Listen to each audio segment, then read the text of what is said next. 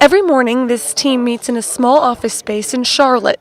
6 months ago, they were meeting somewhere else. We all got fired and sent out of the office. The newspaper they all worked for was closing. Bosses made everyone pack up.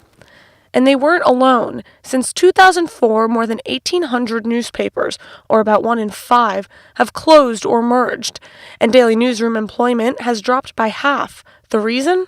The business model that's historically supported newspapers, whether they're alt weeklies or metro dailies, has been decimated over the past few decades. So, after losing the jobs in the industry they loved so much, and which is changing so quickly, this team did the only thing that felt right. So then we went to a bar, like you do. And it was over a drink, or 2 or 3, that got these freshly unemployed journalists thinking. You know how people always talk about, man, you ought to start a publication, but people just say that. Well, this actually became a thing. Come December, Queen City Nerve was born. But as the team soon learned, starting a newspaper from scratch isn't so easy. The biggest challenge that I feel that we've faced, because I handle the business aspects of it, is we're a free publication. And a lot of people don't realize how expensive it is to put out free content. Just because the paper's free, that doesn't mean businesses will necessarily distribute it. Rejection is common. It's completely free.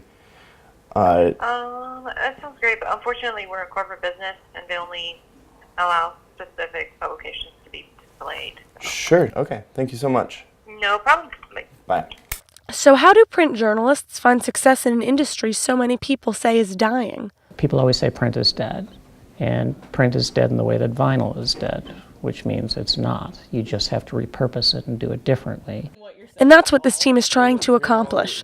The newsroom certainly doesn't feel old school, and that's the point.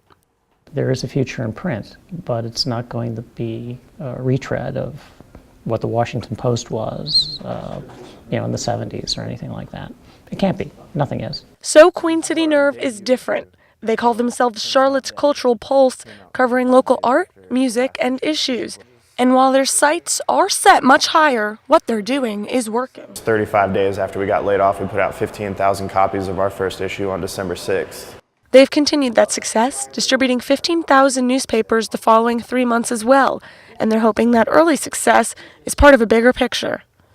In Charlotte, I'm Sydney Persing, reporting. The one that I had you post. It was the best one.